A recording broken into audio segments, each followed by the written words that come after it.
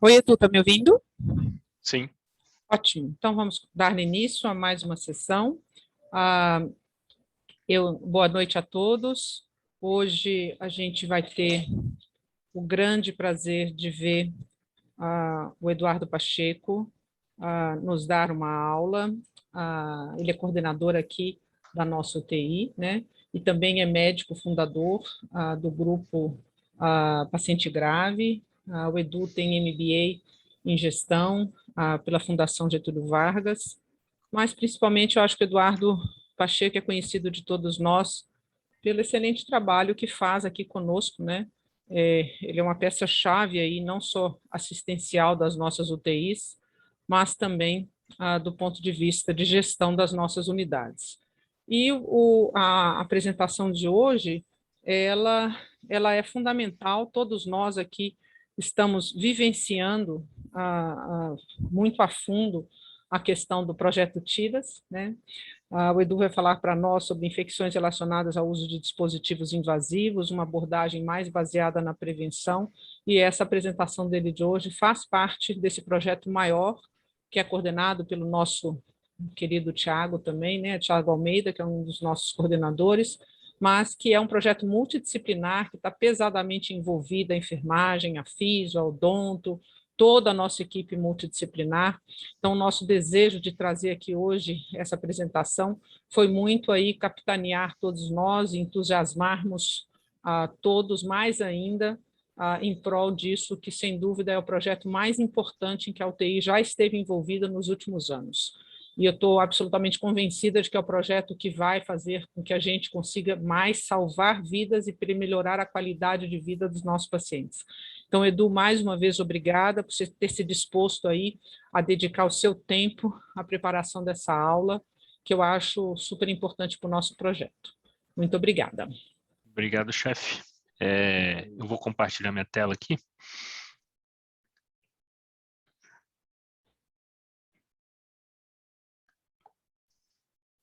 Vocês veem minha tela?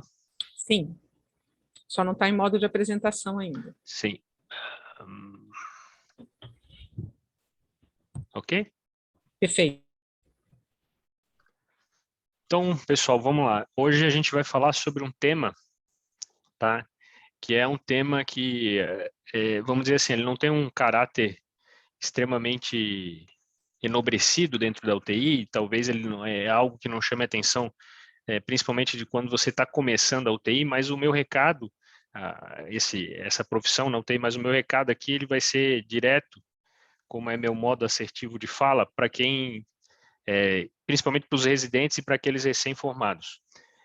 Provavelmente vocês, na vida prática de vocês, vocês nunca vão ser cobrados de um gestor hospitalar por uma monitorização hemodinâmica avançada, mas vocês com certeza vão ser cobrados por gestores e por familiares sobre esse tema aqui, né? Como é que está o nível de infecções dentro da UTI que vocês trabalham, que vocês porventura venham coordenar, ou se um paciente que vocês estão assistindo diretamente, uma família souber que o seu ente querido pegou uma infecção dentro da unidade. Então, por mais que não seja um tema assim que venha aos olhos, enche os olhos, eu vou estudar isso a noite toda porque é legal, é uma coisa bastante importante do nosso dia a dia, tá? Por que não está passando? Vamos lá.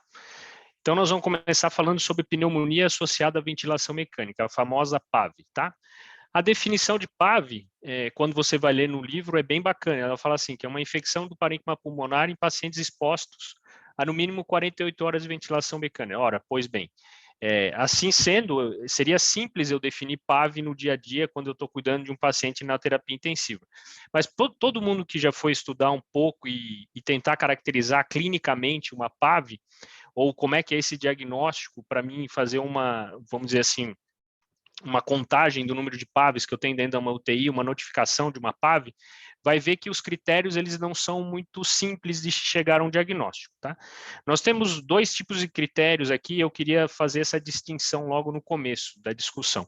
Primeiro são os critérios clínicos, tá? Os critérios clínicos, eles são simples de serem aplicados, eles podem ser aplicados à beira-leito e é assim que a gente faz no dia a dia, na prática, tá?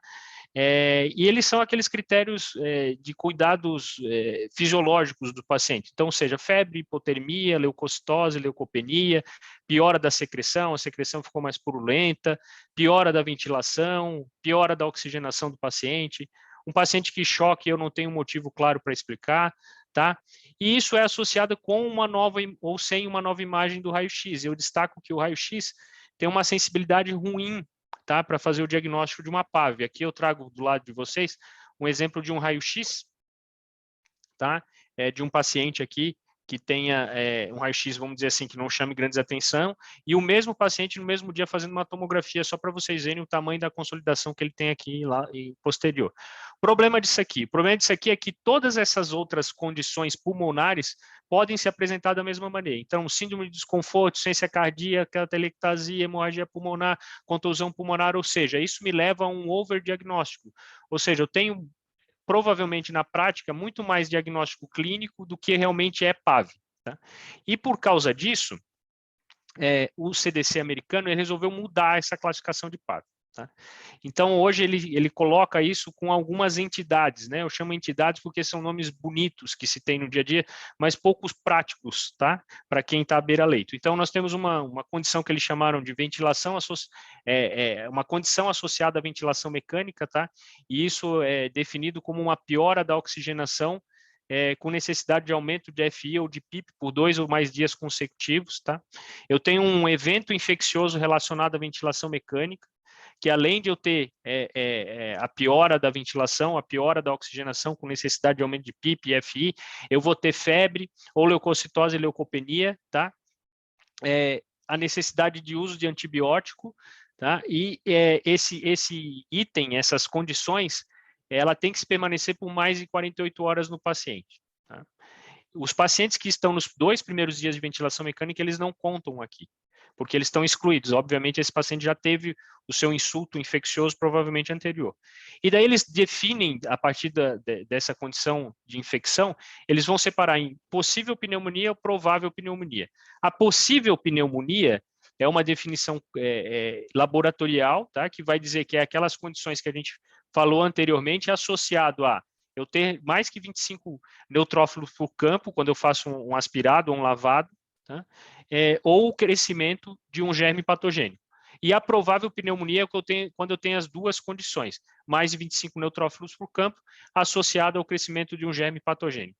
Pois bem, isso aqui na definição é bacana porque quando a gente vai avaliar isso na prática clínica, você vai ver que você vai ter muito mais diagnósticos de condições associadas à ventilação, seguido por infecções relacionadas à ventilação e daí sim para a pneumonia associada à ventilação.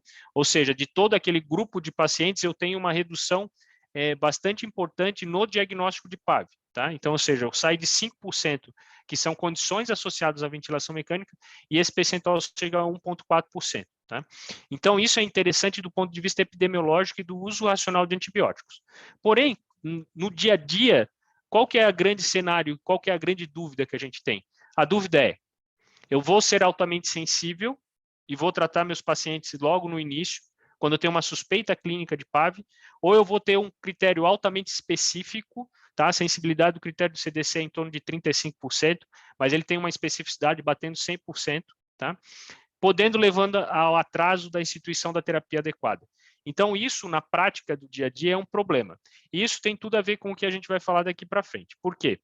Porque quando eu vou avaliar para saber se a minha epidemiologia de PAV é grande, qual critério que eu vou levar em conta, certo? O que eu vou levar em conta? Eu vou levar em conta o critério médico, que o médico deu o diagnóstico, eu vou levar em conta o critério do CDC, eu vou levar em conta o critério da Anvisa, isso já vira uma salada quando a gente vai tentar comparar.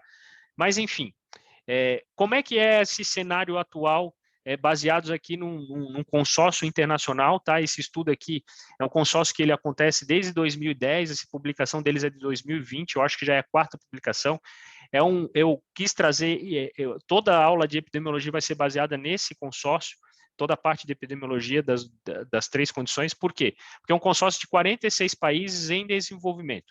Então, nós estamos falando aqui de países como a Colômbia, como Sri Lanka, como o Brasil, como a Argentina, como a África do Sul, como os países do leste europeu, enfim, países que não são vamos dizer assim, de primeiro mundo e que refletem a nossa realidade. E quando a gente vai avaliar a incidência de pneumonia associada à ventilação mecânica nesses países, tá? Aqui separado pelos tipos de UTI, mas eu queria que vocês prestassem atenção nesse dado aqui. A gente tem uma incidência por 1.000 pacientes ventilados dias de 13,5, tá? Isso chama atenção porque desde 2010, quando isso é medido, a redução ela é muito pequena. A gente começa com 15 e está em 13,5, quase 10 anos depois, tá? Isso reflete, em relação às UTIs americanas e aos dados do CDC, 15 vezes mais pneumonias associadas à ventilação mecânica nos países em desenvolvimento dos quais nós nos incluímos, tá? E eu queria trazer aqui, e esses personagens bonitinhos que estão aqui, eles vão nos acompanhar, eles são partes do filme A Hora do Espanto, tá? Eles vão nos acompanhar durante toda a apresentação, por quê? Porque quando a gente fala hoje, né, a gente vive uma crise econômico-financeiro, e na saúde isso é maior ainda agora com a pandemia, quando a gente reclama muito da maneira como os governantes administram o nosso dinheiro, mas a gente também tem que estar atento que, se eu não faço a minha parte bem feita dentro da terapia intensiva e leva um paciente, por exemplo, a contrair uma PAV, a ter uma PAV, a gente tem que ter noção de que o custo da PAV, tá, para a hospitalização no paciente que tem esse diagnóstico beira $40 mil por episódio, tá? Ao ponto que nos Estados Unidos, é um estudo do JAMA, tá? Mostra que esse custo anual de gasto somente para tratar PAV nos Estados Unidos foi de 3 bilhões e 100 milhões de dólares. Tá? Se a gente multiplicar isso por 5, 6, vai dar quase 20 bilhões de reais. Ou seja, como eu brinco, talvez desse para vacinar toda a população do Brasil só com dinheiro que é usado para tratar PAV. Quando a gente fica talvez sem algum recurso disponível nas nossas unidades, a gente tem que lembrar disso, que talvez a gente esteja gastando dinheiro com coisas que a gente poderia prevenir de maneira adequada. Tá? Além disso, isso tem um impacto clínico para o paciente bastante importante, ou seja, eu aumento o tempo de hospitalização desse paciente em 40%, eu aumento o tempo de internação na UTI em 43% e eu aumento o tempo de ventilação mecânica desse paciente em 52%. Ou seja, ter PAV também aumenta o tempo que esse paciente vai ficar internado. E, obviamente, um lugar que tenha muitas PAVs vai incorrer ao risco desse paciente fazer uma outra infecção relacionada à saúde. Então, o impacto clínico para ele é bem importante, tá? E a mortalidade desses pacientes por PAV, tá? Que tiveram PAV foi de 36%. É uma mortalidade muito alta, extremamente alta. Para vocês terem uma ideia, a mortalidade de um infarto com supra de ST hoje é menos de 5%, tá? Para o paciente que precisa de terapia intensiva. Então, quando a gente está falando de mortalidade de 36%, é uma mortalidade que fica entre sepse e choque séptico, tá? É uma mortalidade que é bem alta e a gente deve se preocupar com ela. E o excesso de mortalidade, ou seja, aquilo que é a mortalidade relacionada somente à condição da PAV, ela é acreditada aí na conta da PAV em torno de 15%, ou seja, é bastante, tá? Principalmente quando a gente tem germes associados multiresistentes. Tá? A gente precisa falar um pouco da fisiopatologia dessa doença e a gente tem que levar em conta os fatores e riscos que esses pacientes têm para desenvolver PAV. Então, primeiro, são pacientes idosos, desnutridos, que têm síndrome de desconforto prévio, que têm uma doença arquitetural pulmonar prévia, aqueles pacientes que têm rebaixamento, os pacientes com trauma e queimadura, que se apresentam na UTI já com uma disfunção orgânica, ou seja, pacientes graves, que têm volume gástrico residual elevado, que vomitam, que têm um refluxo muito grande, que têm uma colonização gástrica, tá, por germes multiresistentes, principalmente de pH. Esse pH tem muito a ver com o uso de profilaxia gástrica, tá? A profilaxia gástrica, o uso dela está associado a desenvolvimento de PAV. As colonizações que a gente tem do trato superior de sinusite, tá? Pacientes que ficam muito tempo sedados na UTI, pacientes que são politransfundidos, pacientes neurocríticos que têm a sua monitorização de pique, pacientes que ficam muito tempo ventilados, ou seja, o meu tempo de exposição está diretamente relacionado com o risco. eu tenho um aumento aí de 1% por dia de ventilação mecânica na chance de desenvolver PAV, tá? Aqueles lugares que eu não tenho muito bem estabelecido, ou que eu tenho muito falhas de circuito de ventilação mecânica, que eu preciso trocar filtro toda hora, isso é um problema. Pacientes que precisam ser reentubados, né? A presença de sonda nasogástrica, então, com aqueles pacientes que a gente, em vez de usar uma sonda nasointeral, opta por usar uma sonda nasogástrica, isso altera a colonização, aumenta o risco de sinusite, se aumenta o risco de sinusite, aumenta o risco de PAV. Pacientes que necessitam de transporte para fora da unidade de terapia intensiva, porque a gente quebra um monte de processo quando a gente está no transporte desse paciente, e pacientes que fazem uso de antibiótico de largo espectro. Tá? Então, essas condições, ou seja, eu vou dizer aqui que é o nosso dia a dia. Todos esses pacientes que nós temos na UTI, eles provavelmente vão estar encaixados em alguma dessas situações, ou seja, eles têm risco de desenvolvimento de PAV. Tá? A PAV nada mais é do que ela é criada por uma formação de biofilme, tá? Que geralmente ocorre no pericuff aqui desse doente, apesar de a gente ter o cuff e controle de pressão de cuff, eu vou ter, principalmente na hora da intubação, eu vou levar algum grau de bactérias da boca e do trato superior alto que vão ficar colonizando esse cuff. Tá? Isso vai levar a um biofilme, a um crescimento bacteriano, e isso vai cair para a carina, da carina ele vai desenvolver um filme, e desse filme ele vai descer até atingir o alvéolo e provocar uma pneumonia. Tá? Esse é o principal mecanismo de intercorrência da PAV, de causar a PAV. O fato de a gente aspirar o doente frequentemente, ele é um fator menos envolvido com a PAV. Logicamente, ele pode ocorrer, principalmente se eu não fizer uma aspiração de maneira asséptica, de maneira correta, mas a principal causa é a formação de biofilme peritubo. Tá? Então, é por isso que a gente tem que ficar muito atento, e é por isso que as nossas medidas de prevenção vão estar relacionadas aqui, com esse fato. Tá? O que eu tenho, principalmente de medidas de prevenção para PAV? Primeira coisa, que vai aparecer esse item em todos os tipos de infecção. É a higienização das mãos e respeito aos isolamentos, né? Higiene das mãos é muito interessante, né? Se o Samuel Wiles, que é quem descreveu a lavagem das mãos lá, quando tinha as infecções puerperais lá, e foi, na verdade, dado como louco na época e afastado da área médica, porque ele lavava as mãos, se ele soubesse que a gente chegaria no século XXI, numa pandemia por um vírus, e que as pessoas não lavam as mãos, e que isso levaria à infecção, talvez ele devesse ganhar um prêmio Nobel de Medicina lá em 1800 e pouco, quando ele descreveu isso. Então, higiene das mãos e respeito aos isolamentos de contato é o primeiro passo. Sem isso aqui não adianta continuar a aula. Tá? Evitar intubações e reintubações desnecessárias, é por isso que a gente utiliza dispositivos não invasivos. Lembrar que a gente passou por uma transformação no Covid agora, que a gente no começo queria, ou era orientado, a orientação, né, de todos eram que a gente intubasse precoce os doentes, e a gente tem que lembrar que isso talvez trouxe um malefício aí, porque a gente expõe esses pacientes a um maior risco de infecção. Tá? Lembrar sempre que esses pacientes, a gente também está num viés agora cognitivo, porque a gente aprendeu a trabalhar com Covid nesse tempo todo, mas esses pacientes eles têm que ficar o mínimo sedado possível. Antes da pandemia, para quem é novo na terapia intensiva, os pacientes não ficavam sedados, eles ficavam totalmente acordados, e essa é a intenção, tá? Porque o tempo de sedação está diretamente relacionado com um item abaixo, que é fazer teste de respiração espontânea diariamente nesses pacientes. Esses dois itens, vamos dizer que são dois itens essenciais, tá? Controle de sedação, deixar o paciente acordado, deixar o paciente ter possibilidade de tossir e fazer TRE diário nesses pacientes. Eu tenho que avaliar e tenho que me perguntar todo dia se aquele paciente pode ser estubado, porque se o paciente não está exposto, ele não vai adquirir a infecção. Tá? A gente tem uma outra coisa que é manter a pressão de cuff entre 20 e 30 milímetros de mercúrio.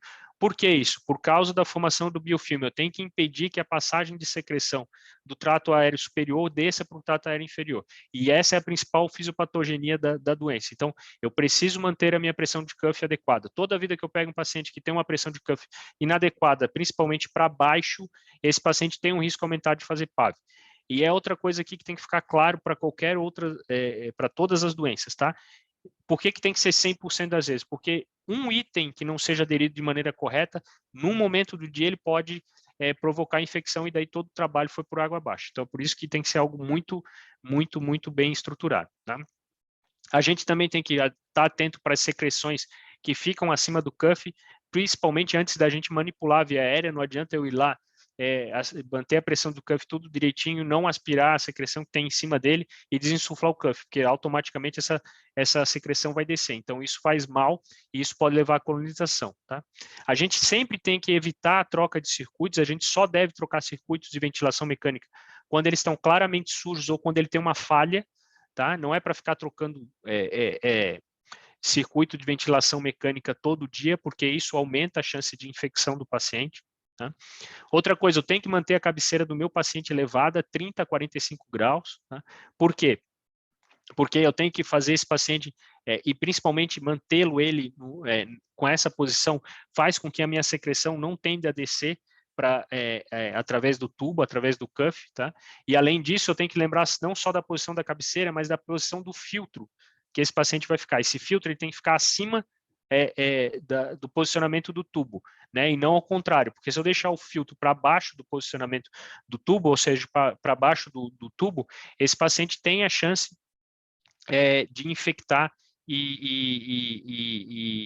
porque eu vou precisar trocar esse filtro várias vezes, né? Outra coisa que ajuda é mobilizar esse paciente precocemente. Por quê? Porque quando eu mobilizo ele precocemente, ele vai ficar mais ativo, ele vai ficar mais alerta, provavelmente ele vai mobilizar mais secreção, não vai acumular secreção na via aérea inferior e vai conseguir expectorar melhor, diminuindo a chance dele fazer PAV. Tá? Outra coisa que é importante, que a gente agora com o ganho da Odonto foi bem importante, que é a higiene oral do paciente com clorexidina, tá? Isso diminui a colonização, principalmente de germes multiresistentes na boca, que são os grandes causadores aí das infecções pulmonares. Então, fazer essa higiene é muito importante no dia a dia, tá? E outra coisa aqui, só falando, se a descolonização oral e a descolonização do sistema digestivo, ele é válido ou não, isso é uma pergunta que ainda fica em aberto. Alguns estudos falam que sim, outros que não, mas no momento o que a gente tem de evidência é que se faça somente a higiene oral com clorexidina. Tá? Evitar o uso desnecessário de profilaxia gástrica por causa da alteração do pH, como a gente falou lá, e porque isso facilita a colonização gástrica. Evitar o uso de sondas em posições nasogástricas, principalmente porque você colocar no nariz desse paciente, ele tem um risco de fazer sinusite aumentada, e da sinusite isso progredir para uma pneumonia associada à ventilação mecânica. E eu tenho que manter a aspiração desse paciente. Como é que eu faço isso? Primeiro eu aspiro a parte inferior, tá? Primeiro eu aspiro via aérea inferior e depois eu aspiro a via aérea superior, né? Eu nunca, porque senão fica sensitivo, eu aspirar a região que é contaminada e depois descer com o aspirador lá para baixo. De preferência, se eu tiver disponível, a aspiração em sistema fechado também facilita. E eu sempre tenho que aspirar o paciente, eu não tenho que ter aspirações de rotina na UTI. A minha aspiração do paciente é quando necessário, ou seja, toda a vida que o paciente precisar. Tem paciente que vai precisar ser aspirado 1, 2 vezes por dia, e tem paciente que vai ser aspirado de 1 em 1 hora pela quantidade de secreção que ele tem. Então, isso é bem importante a gente estar atento. E vale a pena prevenir? Isso é uma pergunta que fica para a gente, tá? Esses autores aqui, eu achei esse estudo extremamente inteligente, que ele fala assim, ó, a grande questão aqui, pessoal, é que é o seguinte, todo mundo quer saber se usar o tubo de poliuretano, se usar um tubo revestido por prata, se usar um tubo com aspiração infraglótica ou supraglótica, se usar um método de aferição do cuff contínuo, se isso vai mudar desfecho. Tá? Provavelmente, numa UTI que não tenha todo esse bundle que eu falei bem estabelecido, isso não vai mudar desfecho. Tá? Isso muda desfecho para UTI, que você tem todo o processo controlado e que você vai ter uma PAV a cada 3 meses. Aí talvez você consiga evitar essa PAV, talvez. Tá? Isso aqui é bem interessante porque ele coloca o número necessário de tratamento conforme a incidência de PAV, tá? Enquanto que eu quero reduzir. Então, por exemplo, se eu tiver a incidência de 1%, para mim reduzir em 5% a minha incidência, eu tenho que tratar 2.000 doentes.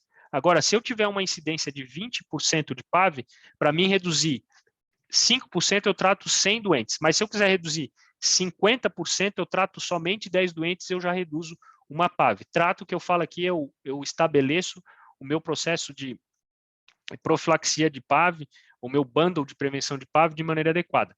E aqui ele faz a mesma coisa com o custo, tá? Então aqui é o quanto de máximo que eu posso gastar com um recurso para prevenir aquela infecção. Vejam que as unidades que têm alta incidência, eu estou liberado para reduzir em 50% até o gasto de 1.000 libras. 1.000 libras hoje é um dinheiro bom, né? Deve estar valendo aí o que a libra deve estar batendo quase 10, 8. Então eu estou falando aqui de 8.000 reais por doente para mim prevenir PAV, porque isso aqui é um número de tratamento, é um custo para o tratamento que ele é efetivo, tá? Então, gastar 8.000 reais para prevenir PAV, lembrando que cada episódio de PAV custa $40.000, vale a pena se eu tiver uma alta incidência de PAV.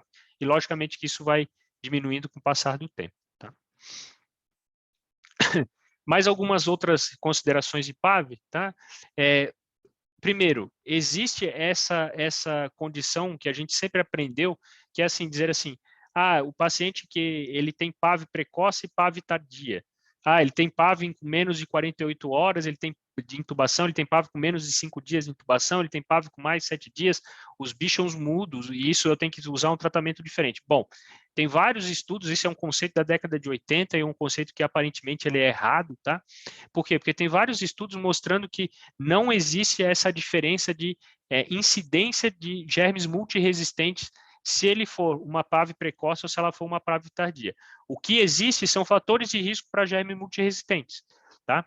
E os fatores de risco para germes multiresistentes associados à PAV são paciente que usou antibiótico no último dia, nos últimos 90 dias, pacientes que se apresentam com choque séptico, tá? No diagnóstico da PAV, pacientes que têm síndrome de desconforto precedente da PAV ou que têm terapia de substituição renal precedente da PAV. Tem uma galera aqui que se chama pacientes com COVID que tem isso aqui, praticamente todos. Tá? E pacientes que estão 5 ou mais dias internados. Então, a gente precisa desmistificar um pouco esse conceito quando a gente vai falar de tratamento, e é só essa pincelada que eu queria falar de tratamento, eu não vou entrar aqui em tratamento, que não é o foco da aula, mas só para a gente passar isso aqui e lembrar que quando eu for escolher um antibiótico, eu tenho que lembrar que existem fatores de risco para germe multiresistente e que isso não tem a ver com PAV precoce ou PAV tardia, tá bom? E outra coisa que eu queria destacar é o tempo de tratamento, tá? O tempo de tratamento de uma PAV, ele deve ser de 7 dias, tá? Com exceção, ou eu tenho que reavaliar nesses pacientes aqui. Então, pacientes que tiveram antibiótico de início que foram inapropriados, pacientes que são neutropênicos, imunocomprometidos graves, então neutropênicos, pacientes com transplante de medula óssea, quando eu tenho germe multi-R e quando eu tenho antibiótico de segunda linha. Então, quando eu tenho pacientes que tomam polimixina e tigeciclina, esses pacientes devem ser considerados por um tratamento talvez um pouco estendido, porque talvez não seja suficiente 7 dias, tá? De PAV sobre tratamento era só uma pincelada só para falar a respeito disso. Tá? Falando um pouco sobre infecção de corrente sanguínea relacionada / associada a catéter venoso central. Primeira coisa, a gente precisa diferenciar essas duas situações, tá? Porque às vezes a CCH vem lá para a gente e fala assim, ó, você teve tantas infecções associadas a catéter. Bom, o que é uma infecção associada e o que é uma infecção relacionada? A infecção relacionada a catéter é aquela que o foco principal é o catéter, ou seja, eu não tenho nenhuma outra justificativa, não tenho nenhum outro foco infeccioso visível, eu tenho um paciente com sinais clínicos de infecção, sinais clínicos de sepsis, sinais clínicos de choque séptico, e eu tenho, além disso, uma cultura semi-quantitativa da ponta de catéter, maior que 10 na quinta, ou quantitativa maior que 10 na terceira, em um segmento do catéter com o mesmo microorganismo que eu tenho na hemocultura, que tem que ser positiva, ou eu tenho uma diferença aí na proporção de crescimento de 3 vezes mais colônias no catéter central do que na hemocultura periférica, ou um tempo de positividade inferior às 2 horas da hemocultura coletada do sangue azul versus a hemocultura, o sangue azul que eu falo é a hemocultura coletada do catéter versus a hemocultura coletada periférica. Então, quando eu tenho isso eu chamo de infecção relacionada a catéter, tá? Que é diferente da infecção associada a catéter.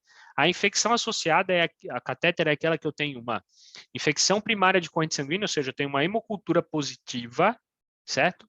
E eu tenho um paciente com catéter e eu não tenho nenhum outro foco infeccioso aparente. Então, aí eu culpo catéter, mesmo que a ponta dele seja negativa, mesmo que o sangue azul seja negativo. Essa vai ser uma infecção associada a catéter. Infecções relacionadas a catéter, elas têm uma incidência muito menor do que infecções associadas a catéter. Tá? Bom, vamos lá, falar um pouco aqui de epidemiologia, novamente trazendo aquele estudo lá que eu falei para vocês, que junta 47 UTIs lá, tá? 47 países, tá? São 455 UTIs. Aqui a gente está falando de 500 mil doentes, tá? E aqui dá mais ou menos 2,5 milhões de doentes dia. Então é uma amostra bem significativa, tá? A incidência de infecção associada a catéter aqui, tá? Nesse pool, foi de 5 por 1.000 catéteres dias. Isso é mais ou menos 5 vezes mais que a incidência das UTIs americanas, tá? Ou seja, mais uma vez, a gente tem uma alta incidência de infecção associada a catéter, tá? E isso é bem ruim. Por que que é bem ruim? Né? Volta outro personagem aqui, o palhaço da Hora do Espanto, tá? Por quê? Porque nós temos um custo, novamente, extremamente alto quando eu falo de infecção associada a catéter. Quando essa infecção é por um germe que não seja MRSA, essa infecção ela bate em $45 mil por episódio. Quando isso é associado a um germe MRSA, isso aqui vai bater mais ou menos em $58 mil por episódio, dando um custo atual nos Estados Unidos, novamente, de $1 bilhão e 800 milhões. Ou seja, eu gasto muito para tratar uma infecção que é muito prevenível, tá? Ela talvez seja mais prevenível do que a PAV. Tá? Outra coisa, ele aumenta, eu ter uma infecção associada a catéter, ele aumenta em 10 dias o meu tempo de internação em UTI. E os pacientes que têm uma infecção associada a catéter, eles têm uma mortalidade de 41%. É uma mortalidade basicamente de choque séptico, aí, dependendo do local que você está avaliando. E quando a gente vai olhar essa meta-análise aqui, dizer quanto disso é relacionado somente à infecção do catéter, a gente tem essa meta-análise mostrando que o odds ratio disso é 3,5 vezes mais mortalidade nos pacientes que fazem infecção associada a catéter, ou seja, pacientes morrem demais por causa dessa condição. Tá? Quais são os fatores de risco aqui que eu vou ter? Tá? E pacientes idosos, pacientes que tenham perda da integridade da pele, os pacientes que tenham imunossupressão grave. Tá?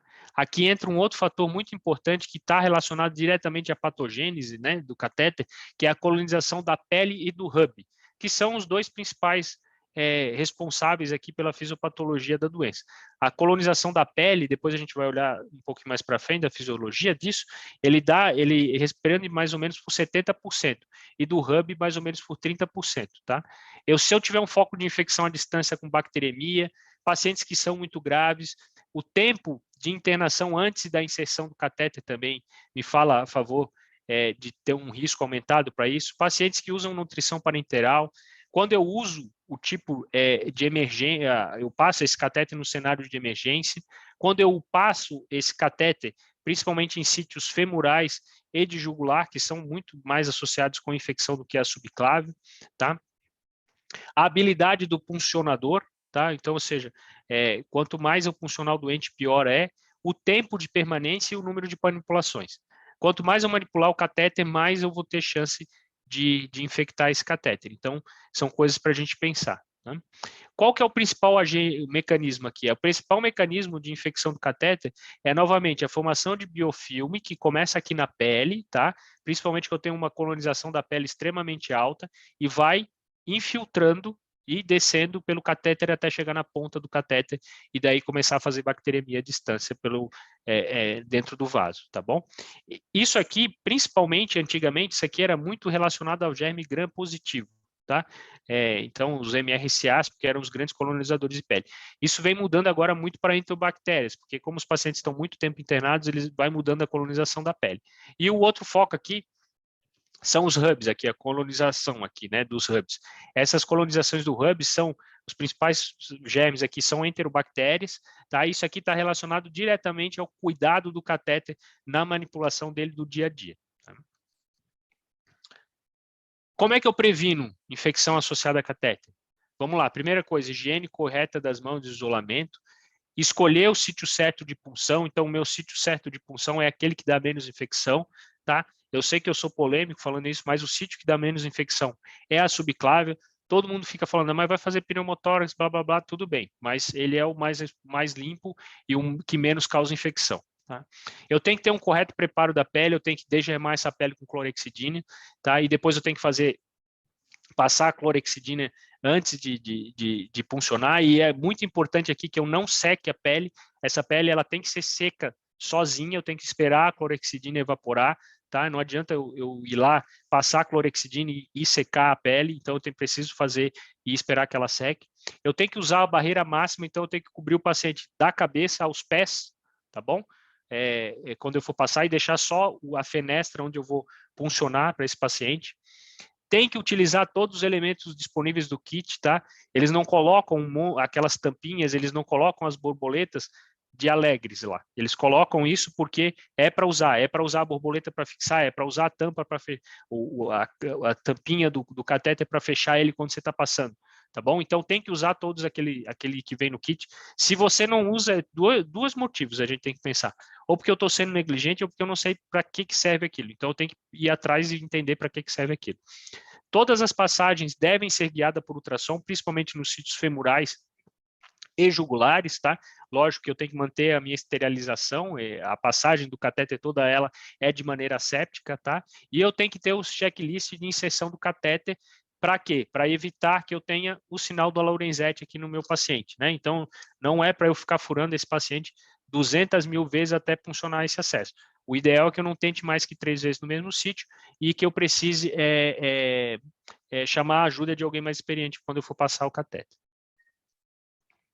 Outras coisas aqui bem interessantes. Primeiro, não é para utilizar catéter de inserção central de inserção periférica para diminuir taxa de infecção, porque ele não diminui.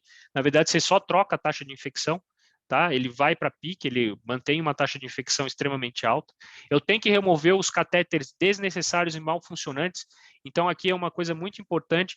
Acesso venoso periférico, eu tenho que ter uma equipe de acesso venoso periférico que seja especialista em pegar acesso venoso periférico, usar ultrassom para pegar acesso venoso periférico.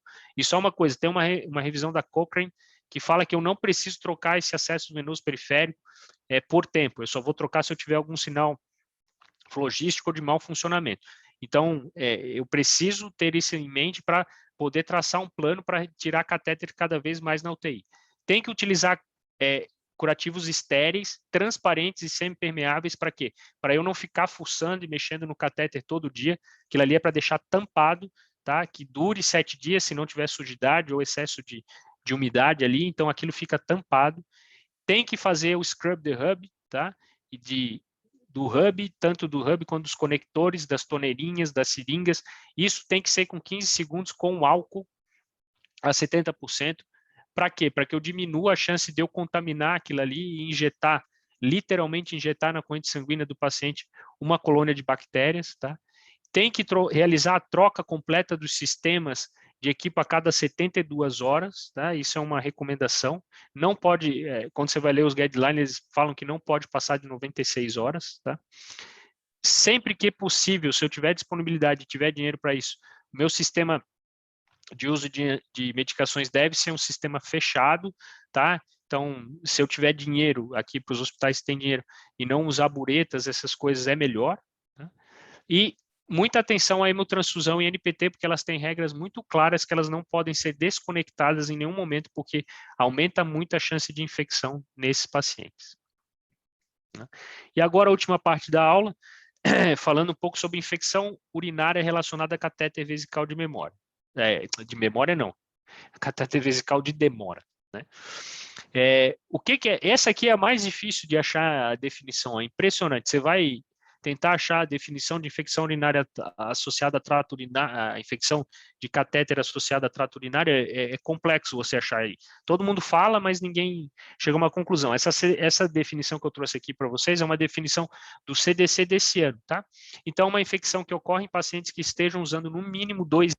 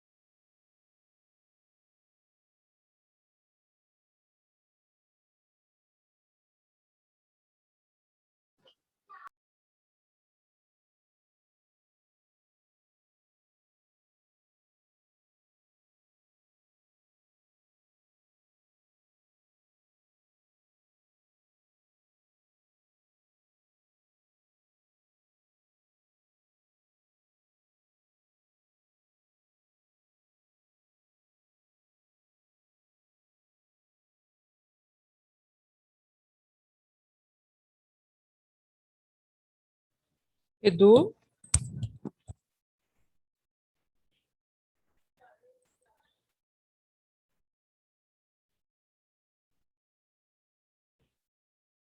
Alô, alô? Agora voltou, Voltou? Edu. Agora voltou. Desculpe, Eu não não sei o sei o que que que deu, houve. Não, mas não foi só nem eu. você, não. Todo mundo ficou sem áudio, Edu. Ah, é? Tô, tá Sim. bom. Lá- Vamos seguir. Onde é que eu tava aqui? A Porque eu última tava... coisa que eu ouvi foi você falando da definição, da dificuldade da Isso, definição. perfeito. Então vamos lá. Da infecção urinária. Tá bom. Isso. Então vamos lá. A dificuldade aqui é porque não existe isso em literatura, é muito complexo achar isso. Então eu trouxe uma definição do CDC desse ano, tá? Que ele fala que é os pacientes que têm sintomas de infecção urinária que estão utilizando no mínimo há 2 dias catéter vesical de demora. Qual que é o problema para nós? E que esteja associado com isso aqui. Febre, urgência urinária, desconforto ou dor suprapúbica, disúria e polaciúria. Ou seja, os pacientes nossos em UTI que estejam sedados, eles não vão ter essa manifestação clínica. Basicamente, eles vão ter febre, tá? E eu vou estar associado a isso a uma cultura de urina positiva com maior que 10 a quinta unidades fumadoras de colônia. Se eu for avaliar somente a bacteriúria em UTI, ou seja, aquela urina que eu coleto, mas eu não sei se o paciente tem esses sintomas urinários, existem relatos na literatura de até 70% das culturas de urinas de UTI serem positivas com bacteriúria assintomáticas e não serem responsáveis pelo aquele quadro de infecção. Então, fazendo esse preâmbulo, é muito importante que a gente tenha certeza que aquele ali seja o foco infeccioso do paciente. Tá? Novamente, trazendo aquele estudo sobre taxas de infecções em países em desenvolvimento, a taxa aqui de infecção por 1.000 catéteres vesicais dia é de 4,8, e isso, novamente, 4 vezes maior que nas UTIs americanas. Tá? Aqui, como o custo é menor, eu trouxe um personagem da Hora do Espanto um pouquinho mais simpático, tá? Então, o custo aqui, comparado com os outros, ele é bem menor, ele é de $600 por evento de infecção, e o custo anual, comparado com os bilhões de dólares gastos com PAV e catéter central, ele é de 27 milhões. Então, ou seja, apesar de ser muito dinheiro, isso aqui dá quase 100 milhões de dólares, ele é bem menor do que os outros dispositivos invasivos. Tá? Ele causa um tempo de excesso de internação de 12 dias. Apesar de ele gastar pouco, ele mantém o paciente no hospital há muito mais tempo. E a mortalidade desses pacientes que estão com esse diagnóstico e que tem esse diagnóstico gira em torno de 26%, sendo a mortalidade atribuída em alguns estudos de 7%, 5%, e alguns estudos dizem que não existe a mortalidade atribuída à infecção urinária. Alguns estudos dizem que não existe diferença entre pacientes que têm infecção urinária relacionada a catéter e os que não têm. Tá? Novamente, o grande problema aqui é o dispositivo que lá está dentro da uretra do paciente, tá? A grande questão aqui, o grande jeito de infecção, a grande fisiopatologia aqui da infecção, novamente, é a gente ter a colonização pericatéter, tá? De bactérias que gostam do trato urotelial e que ali vão se desenvolver e formar colônia, chegando, atingindo a bexiga do paciente e ali desenvolvendo uma infecção urinária, tá? Existe sim também a chance de contaminação por dentro do lume, mas essa chance ela é muito pequena, ela ocorre em menos de 5% das vezes quando eu uso de maneira correta a minha sonda vesical de demora, porém, quando eu não faço os cuidados adequados aqui com a sonda, eu vou ter sim essa colonização e eu vou ter sim uma infecção urinária desse paciente. Tá?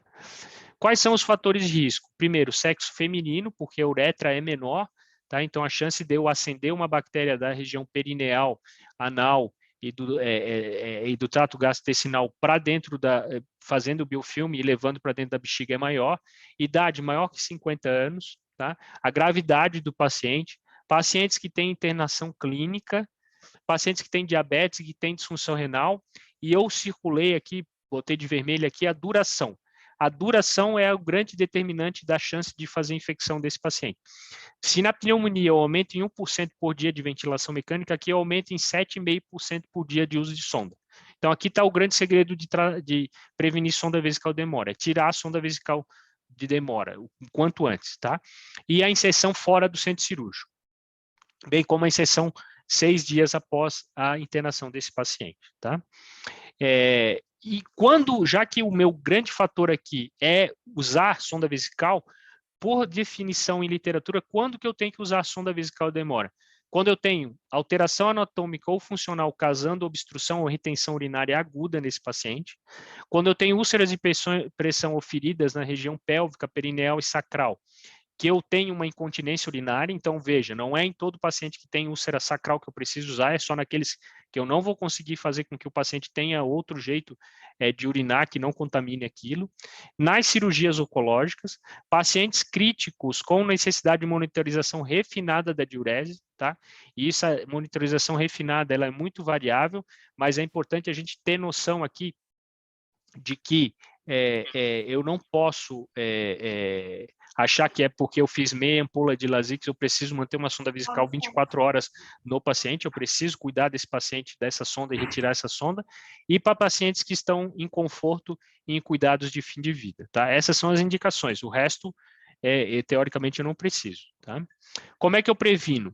Primeira coisa, higienização das mãos e manutenção da prevenção de contato desses pacientes. Utilizar técnica asséptica na passagem em alguém que seja experiente, tá? Principal técnica asséptica aqui, além de usar luvas, usar gorro, usar avental, essas coisas todas, é degermação do meato uretral externo com clorexidina. Isso é o que principal que é descrito em literatura, tem vários estudos comparando, mostrando que isso aqui é um fator bastante importante para evitar. Outra coisa, usar a sonda. A gente sempre gosta de usar sonda calibrosa, né, para não obstruir. E, na verdade, é o contrário. Eu tenho que evitar usar sondas muito calibrosas que podem lesar um dreno uretral do paciente. Utilizar sistema fechado também é uma coisa importante, tá? De usar e manter esse sistema fechado durante todo o procedimento. Utilizar métodos alternativos para o controle de diurese, tá? Então, eu preciso usar o Uripen, que a gente chama aí, que é o condom, né? Ou a camisinha para medir, usar o papagaio, pesar a fralda, usar outros métodos, tá? Nunca a gente deveria passar uma sonda vesical de alívio sem fazer um ultrassom antes, na suspeita de retenção desse paciente, tá? E uma coisa interessante é que eu deveria ter uma rotina na unidade para retirada da catéter vesical de demora, ou seja, o paciente está ali, eu deveria ter assim, ó, toda noite ou toda manhã nós vamos tirar a sonda desse catéter catéter vesical de demora às 8 da manhã ou às 8 da noite ou às 10 da noite, porque isso diminui a chance de eu manter esse catéter de maneira desnecessária. Tá? A fixação adequada, ou seja, eu não posso deixar esse catéter tracionando, o balão tracionando a minha uretra, porque eu vou lesar a uretra. Não posso dobrar nem causar kinking no meu catéter, nem deixar ele fechado ali, porque eu vou fazer o paciente reter. A gente tem que manter essa bolsa coletora abaixo do nível da bexiga e sem contato com o chão, não posso deixar ela apoiada no chão. Não posso fazer irrigação ou lavagem do catéter de maneira rotineira, porque isso aumenta a minha chance de eu contaminar intraluminal aí pelo catéter, tá? E eu não posso, eu tenho que ter uma rotina para tirar a urina lá de dentro quando atingir 2/3 da capacidade total da bolsa para evitar refluxo para dentro da bexiga, tá? E o mais importante, remova o catéter vesical o mais rápido possível. Isso é o mais importante de toda, assim, de todos o que você estuda quando você fala de prevenção de infecções relacionadas a dispositivo, esse é o item que é batata, assim, que está em todos os lugares dizendo que esse é o que muda desfecho e que diminui a infecção nesse catéter, tá? Duas coisas aqui que eu queria falar. E o nosso inimigo número 1 atual, tá? Nosso inimigo número 1 atual, ele também é responsável pelo aumento de taxas de infecção relacionadas a dispositivos. Então, tem 2 estudos aqui grandes, tá? Mostrando um aumento de 71% nas taxas de infecção de corrente sanguínea, de pré-Covid para a época pós-Covid, tá? De 0,68 para 1,16, isso aqui, tá? E de pneumonias associadas à ventilação mecânica, com odds ratio, um aumento aí de 3,24 chances de ter infecção PAV nos pacientes que têm COVID quando comparados com os não COVID. Tá? A infecção urinária não demonstrou esse aumento. Então, é importante a gente saber que o COVID ele passa a ser um fator de risco para a aquisição de infecção relacionada a dispositivos invasivos. Tá? E as novas velhas tecnologias, Edu? Você não falou nada disso na aula. Sim, por quê? Porque essas tecnologias elas são bastante interessantes, mas elas estão indicadas para unidades que têm um processo e um controle extremamente adequado da infecção, associadas a dispositivos, e quando eu atingir o meu ápice da performance com esses bundles, aí sim eu vou lançar mão de novos dispositivos para evitar aquela infecção que eu vou ter a cada 6 meses, a cada 8 meses, ou a cada ano, tá bom? E basicamente é isso, tá? Às vezes é preciso falar o simples e fazer o simples, porque o básico bem feito é que vai mudar os desfechos desses pacientes nas unidades de terapia intensiva. Era isso, pessoal. Obrigada, Edu. Acho que eu falei demais, né? Não, foi ótimo, Edu. Foi muito importante, eu acho. Exatamente isso. Eu te agradeço muito toda essa sua abordagem aí, porque para a nossa equipe isso é fundamental, né? Temos aí 67 pessoas conectadas, sem contar todos que estão lá no quarto andar, contando como uma conexão única. Isso mostra o interesse global da nossa equipe pelo assunto, né? Que eu acho que se abordou aí com extrema qualidade, uma visão genérica. Eu quero saber se alguém tem alguma pergunta, postando ali no chat ou acionando o microfone. Enquanto isso, acho que eu vou fazer um comentário aí para você, Edu. Eu acho que... Oi, alguém quer fazer uma pergunta? Não sei se alguém acionou o microfone sem querer. Eu posso fazer, Flávio. Fala, Edu. Fala, Fê. Ô, Edu, parabéns aí pela aula, acho que é muito boa, acho que para todo mundo ter uma noção do cenário que a gente vive. É interessante que você falou no começo da aula, justamente aí que na vida real a equipe inteira vai ser cobrada pelo desfecho aí. Você acha que, porque assim, a impressão que dá é que hoje os hospitais privados têm até auditoria externa para ver se os resultados são reais, porque acaba que é muito pouco, às vezes até manipulado mesmo, né? Você não colhe uma cultura, mas você dá o antibiótico, a mortalidade da UTI continua igual. Você acha, por exemplo, dose dispensada de antibiótico, às vezes a UTI cai o número drasticamente de UTCS, PAV, mas o consumo de antibiótico continua o mesmo, tipo antibiótico de amplo espectro. Você acha que vale a pena, paralelo a isso, medir na sua unidade? Fernando, isso aí é perfeito o que você falou, né? Existe um conceito, e existem vários artigos a respeito do conceito de infecção zero, né? Se a gente tivesse um cenário de infecção zero, provavelmente o nosso número de MDRs eles não existiriam, né? Porque se você não está usando antibiótico, não está tendo infecção, você não tem germe multiresistente. Basicamente é isso. Então existem várias maneiras indiretas de você medir isso, né? Acho que você media dose de antibiótico dispensada, você medir infecções, e quando você tem, que eles, por exemplo, não tenho PAV, mas eu tenho uma colonização de UTI só por KPC. Eu estou usando antibiótico de amplo espectro, como você falou.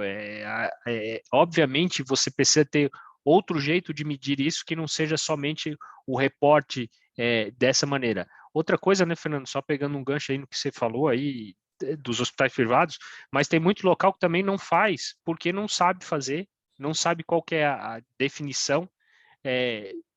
Outros lugares não fazem porque não coletam cultura, porque não tem como coletar. Outros lugares não reportam os dados simplesmente, né? É muito interessante a gente pensar aqui que a gente hoje, como é que você escolhe um hospital para ir? Né? Só para a gente pensar aqui nos nossos parentes. Você escolhe por quê? Por que você escolhe o hospital? Pela hotelaria, pelo nome, pela marca? Você sabe a taxa de infecção desses hospitais? Você sabe a taxa de mortalidade? Normalmente não, né? Não, a gente não sabe. Então a gente baseia a nossa escolha em algo que não é o produto principal oferecido, né? Então é isso, Fernandão. A gente não tem hoje maneira adequada de medir isso, né? Não tem mesmo, né? Nos Estados Unidos existe um problema porque é maior ainda que os seguros de saúde às vezes eles não pagam, né? Essas infecções. Então o cara realmente ele não dá o diagnóstico da infecção. E mesmo assim é alto, né? Então Du, nós temos algumas perguntas aqui. Uma é se existe recomendação para troca de sonda vesical para coletar o exame de urina, já que não, para coletar não, tá? Não existe essa recomendação, tá? Existe uma recomendação para fungos que você deve trocar, porque o biofilme do fungo é difícil de você tratar e é discutível aí, mas eu acho que é uma coisa para a gente pensar até no nosso serviço, mas para troca de sonda vesical de demora de pacientes que tenham infecção por germe multidroga resistentes, tá? Então, isso é uma coisa que é descrito em literatura e isso talvez seja uma boa prática aí que a gente deva adotar, porque ele faz biofilme, né? Então, é complexo se tratar ali, né? Quem defende a troca de sonda na infecção é porque o antibiótico ele não penetra nesse biofilme. Tem algumas bactérias que fazem um biofilme tão espesso e tão potente que a bactéria, que o antibiótico não chega ali e não trata. Então, o paciente fica fazendo bacteriúria de repetição, tá? Mas para coletar não tem indicação. Uma outra pergunta vem da Valquíria, perguntando, querendo um comentário seu a respeito da limpeza concorrente e sobre a limpeza especificamente aí dos aparelhos de ventilação mecânica. Perfeito, Val. Eu vou falar aqui uma história que eu vi acontecer, tá? Certa vez a gente estava num hospital e daí lá tinha um método que eles coletavam para ver o número de colônias que tinham em vários superfícies dentro da UTI, tá? E daí eles coletavam do ventilador, coletavam do circuito, coletavam da cama, coletavam tudo, né? E o local onde tinha, e daí coletaram do vaso sanitário. O local que tinha mais colônia de germes por, não sei se era centímetros, milímetros cúbicos lá, enfim, era o circuito dos ventiladores, tá? Disparado, assim, disparado. Era mais do que o vaso sanitário, mais do que o vaso sanitário. Então, Val, essa questão da terminal de equipamentos é algo extremamente importante, porque se a gente não fizer a terminal e não manter aquele ambiente que tem a ver com higienização, que tem a ver com cuidados de contato, o resto todo cai por terra, né? Porque imagina só, eu ter a prótese ventilatória ali do paciente, que está diretamente relacionado a esses pacientes mais graves que a gente tem, não ter feito uma concorrente ou uma terminal adequada. O ventilador está sujo, tá? Se ele está sujo visivelmente, imagina como é que ele está aí em questão de colonização. Então, a questão principalmente das próteses ventilatórias é um problema muito grave que a gente vê aí nas UTIs, né? Fora. É muito grave mesmo, tá? Mas Fala. não termina, Edu. Não, ia dizer... Não, eu queria aproveitar essa pergunta para fazer um elogio público à nossa equipe de enfermagem, né? Todos sabem, hoje a gente distribuiu adesivos, mas o mês temático aí do projeto Tiras é a limpeza concorrente. Não foi à toa que a gente, inclusive, escolheu primeiro, antes até de higienização das mãos e precauções de contato, a limpeza concorrente. E eu acho que as nossas equipes estão de parabéns, né? Nós colocamos nas copas os resultados da taxa de adesão e a taxa de adesão mesmo, né? Olhando pelo luminol, a adesão, a adequação da limpeza concorrente, considerando a adequação, você passar o luminol e ver depois com a luz que pelo menos 8 dos 10 pontos que foram colocados luminol estavam limpos depois. Então, os nossos técnicos se imbuíram desse espírito da responsabilidade deles para com os ventiladores, monitores, bombas de infusão, cama, toda a superfície, e a gente está ainda, né, num processo de melhoria, mas é nítida a melhora. Acho que todos vocês se lembram da época em que a gente tinha inúmeros pacientes com Acinetobacter, que é um marcador de higiene, de limpeza concorrente mal feita, né, porque ele habita o entorno do paciente. Então, nós já vivemos períodos em que metade dos pacientes da UTI geral 1 tinham Acinetobacter, e como está publicado aí nas copas, durante o mês de julho, nos 49 leitos de UTI, nós tivemos apenas isolamento de Acinetobacter em 2 pacientes, durante o mês inteiro. Então, esse é um absoluto sucesso do empenho da nossa enfermagem, enfermeiros e técnicos na limpeza concorrente, tá? Então, obrigada a todos. Vamos continuar perseverando e mantendo o tônus, mas não há dúvida nenhuma que nós melhoramos isso. Em compensação, as KPCs estão aí, né, Du? Que é o desafio do próximo mês. Hoje eu achei que a G1 era internacional de Porto Alegre. Estava meio vermelho o negócio. Mas ali está cheio de gente importada de fora, né? Inclusive os 2 acinetos que tem lá não são do mês de julho, são acinetos importados, né? Bom, mais alguma pergunta, pessoal? Eu tenho uma pergunta do Edu, que ele comentou na aula dele, né? Eu só queria dizer que, com relação à infecção urinária, nós somos muito bons, né? Nossos números sempre Uhum. indicaram isso, mas o nosso grande desafio, não há dúvida, é PAV, infecção de corrente sanguínea. E você comentou essa questão, e agora você falou de novo, né, sobre como mensurar isso. E eu tenho muita dúvida como a gente vai medir isso, porque o critério que a CCH usa para mensurar as nossas PAVs é completamente diferente do nosso critério clínico de PAV, né? Então, eu não sei como a gente vai fazer para ver os nossos números efetivamente melhorarem, porque a nossa pneumonia é muito mais frequente do que o que você denotou aí, como você mencionou na Sim. sua aula, né? Então, eu não sei quando a gente for atacar em algum mês em que, com certeza, a PAV vai ser o nosso foco principal, já está sendo, né? A Físio tem feito um trabalho muito bacana também, que está em processo de melhoria com relação à pressão de cuff, que você citou na sua aula, eu acho perfeito isso, né? Nosso foco, atenção aí na pressão de cuff. Mas como é que a gente vai fazer, Edu, com essa diferença de critério clínico para critério... Chefe, é assim, nós temos que, teoricamente, a gente deveria obedecer os critérios para diagnóstico epidemiológico. Nós temos que seguir o critério da Anvisa, da Covisa aqui, né? A Covisa, ela publica, eu não sei se é bimestralmente ou trimestralmente, ela publica os dados de infecção da cidade de São Paulo, né? E os critérios deles são epidemiológicos, que não são os nossos critérios clínicos, tá? A sugestão, que eu não sei se isso é viável, assim, mas o ideal é que a gente tivesse uma discussão multiprofissional a respeito do diagnóstico, assim, a gente fechou um diagnóstico de PAV, a gente deveria, a CCH e a físio e os médicos, enfermeiro deveriam sentar e dizer assim, ó, isso é PAV? Isso é PAV ou não? Ou nós estamos tratando uma infecção, ou nós estamos tratando uma gravidade. Covid acontece muito isso, né? A gente fica lá, putz, o cara está no 5º dia entubado, putz, larga uma febre, choca. Então, é difícil. A gente deveria fechar esses diagnósticos com eles, tentar levar nesse sentido, de a gente chegar a uma conclusão para a gente falar a mesma língua, pelo menos dentro da nossa instituição. É algo que eu acredito, assim, que não sei se é viável, mas é algo que eu acredito que possa funcionar, tá? Porque senão a gente sempre vai ter essa desproporção. Nós temos muito mais diagnóstico clínico do que existe diagnóstico epidemiológico. E se tu for falar com o infecto, ele vai dizer que a gente usa e overtrata PAV, né? Eu não sei, quando eu converso com os infectos, falam assim, não, mas vocês tratam PAV e na verdade, é que agora no Covid fica complicado, mas na área pré-Covid a gente tinha lá, aparecia um dia uma imagem no raio-x, o cara largava uma febre e tal, a gente tratava. 2 dias depois sumia a imagem. Só que a gente nunca voltava para trás, né? É difícil a gente voltar para trás, é difícil a gente dizer, não, isso não é PAV, vamos tirar o antibiótico. Até porque o cara geralmente melhora nessas 48 horas, então...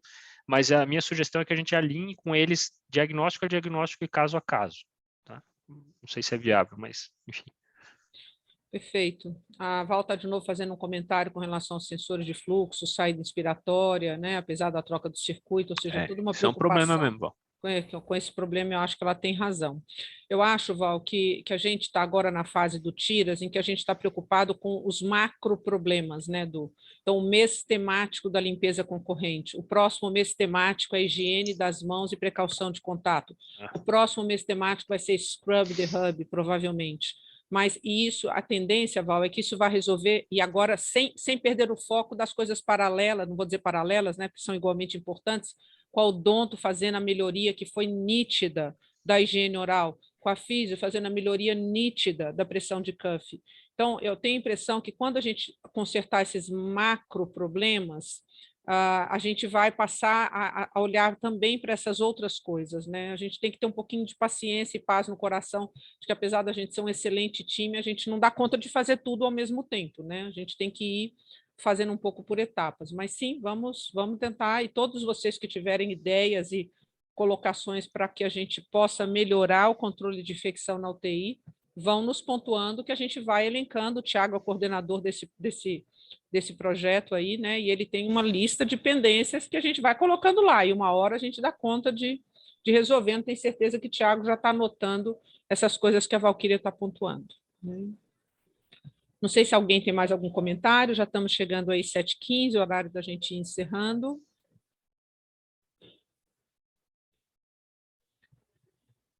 Perfeito, Du. Então, eu queria só, mais uma vez, te agradecer muito. Acho que foi uma excelente explanação aí, né? Deu para nós termos uma visão geral muito boa, que estava faltando, né? A gente já devia ter tido essa apresentação aí no início do projeto, para ajudar na motivação da nossa equipe.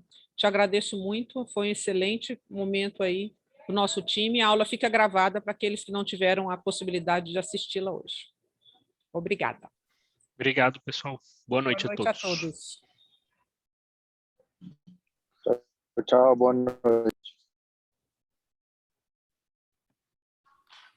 Boa noite.